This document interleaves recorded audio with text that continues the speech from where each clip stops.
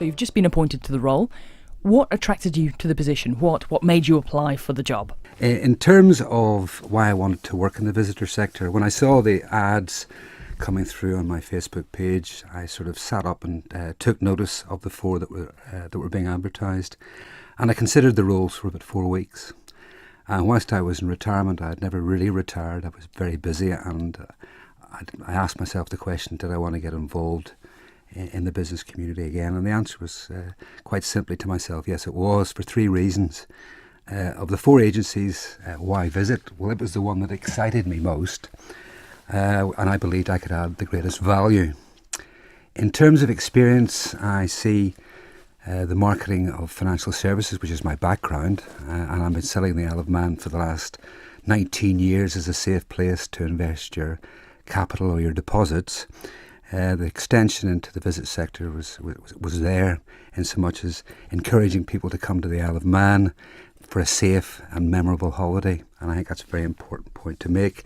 And also from an investment perspective, there are investment opportunities for the public sector and private sector to invest in the infrastructure to support a visit economy. So that was quite exciting.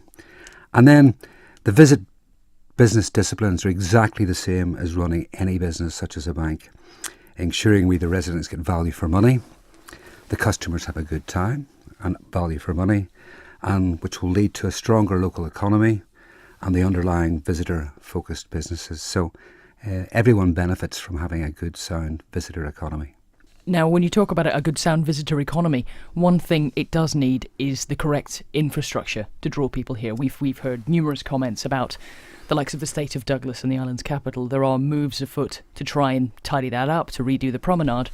To what extent is that a factor in growing the visitor sector in the Isle of Man, in your mind? I think it's key and fundamental to the overall equation. If we want to grow our business as the Destination Management Plan outlines, we have to have a supply of quality beds to put those individuals up, and people are seeking quality now. So I think the government has looked and already commissioned studies into both the hotel sector and the non-service sector, whether it be self-catering, etc.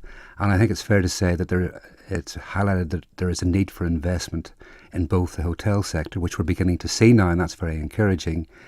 But I think we need to increase the pace of development within the non-service sector, because that's where we can act quicker and at a lower cost to the investor.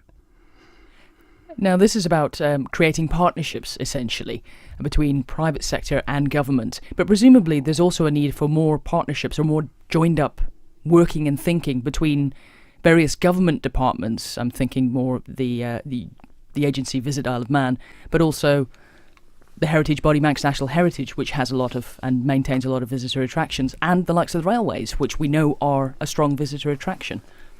Absolutely. There's many pieces to this jigsaw, and they've all got a role to play in the overall picture. We need that infrastructure. We need the supporting departments to think as one. I know that the visitor numbers were one that maybe looked a little bit disjointed, but it's fair to say that we're looking into that at the moment now.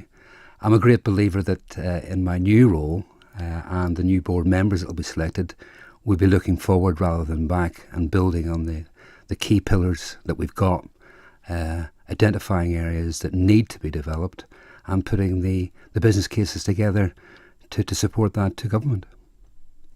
Now, you mentioned figures there, visitor figures. They've been disputed recently. Some of the operators, some of the carriers have said there are, in fact, the Department for Enterprise itself have said their figures don't tally with the ones that came out of the Cabinet Office.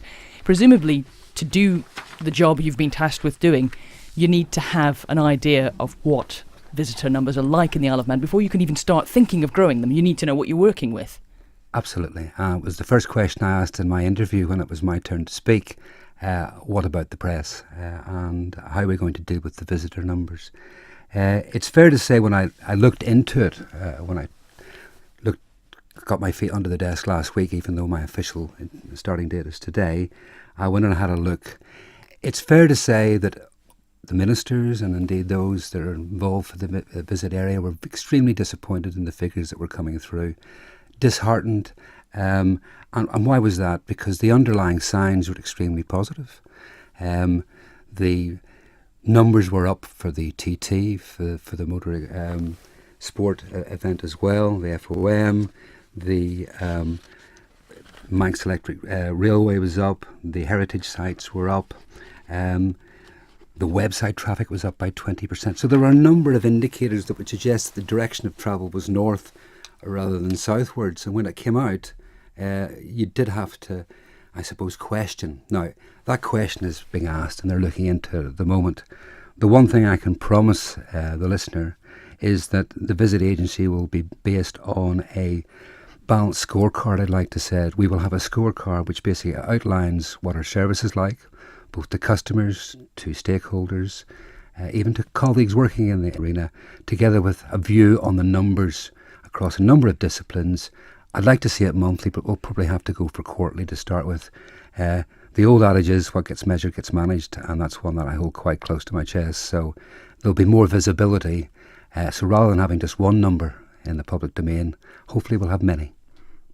Your role as the non-executive chair of the agency of Visit Isle of Man, how much of a hands-on role is it? Because I asked the question as well. It said it was 2 days a month in the role. I don't see that at all. It's more of a vocation. I have a real passion to make sure that this works, to work with a team of experts that know the business far better than I do, and channeling their ideas and suggestions of how we can improve the visitor economy and representing that to government as appropriate. So I'll have a foot in both camps, and I've indicated that it'll be a week a month rather than 2, but I'll devote the time as needed to make this a success. And what is your vision for the sector? I mean, when you applied for the role, you must have had an idea of what you would like the visitor economy in the Isle of Man to be transformed into. Yes, I was expecting the question in the interview, so I obviously prepped for it and considered it when I was before I applied for the role. And to me, there are four areas that I looked at, and with any business, people are the most important ones. I think it's important that the visitor sector acts as one. I think they probably don't at the moment.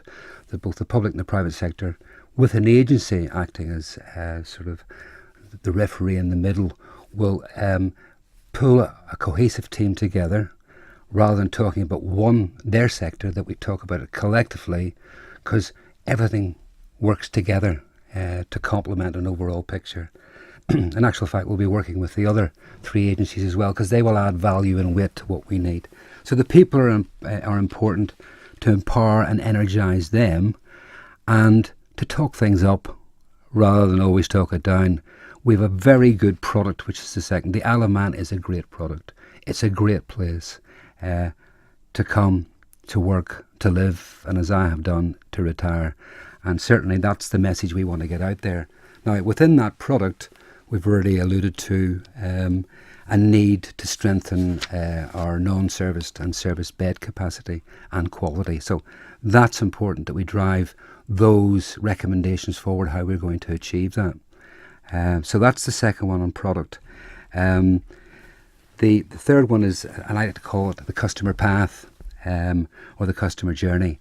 We clearly need to understand from sitting on your couch and thinking about booking a holiday, that we look at what the customer goes through before he books it, comes and experiences the Isle of Man, and see what areas could be improved on or are broken at the moment that stop that client either from having a good time or indeed not booking in the first place. So we're going to understand that and we're going to measure every aspect of that customer journey to see where things are broken, and then collectively as a sector address those.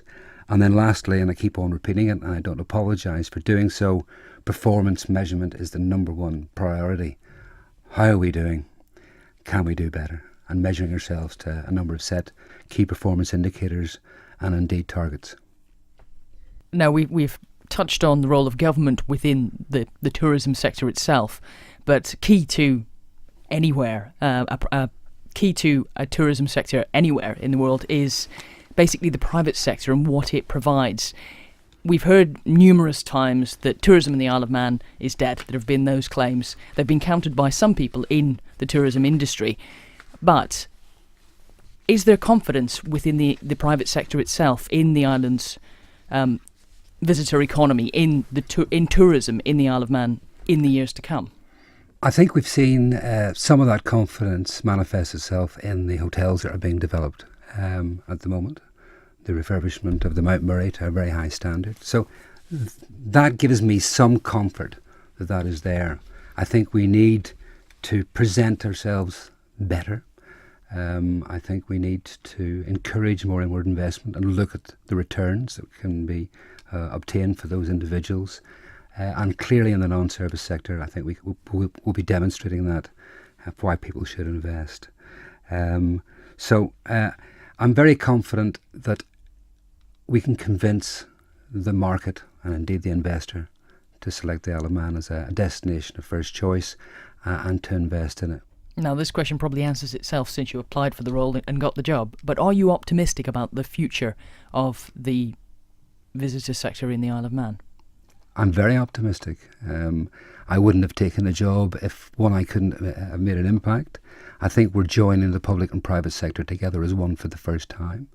And that's very encouraging. We're doing the same across the other three sectors: digital, finance and business. And I think the four agencies, whilst independent of each other, will work together as one and will hopefully grow the sectors in harmony and they'll be complementary of one another.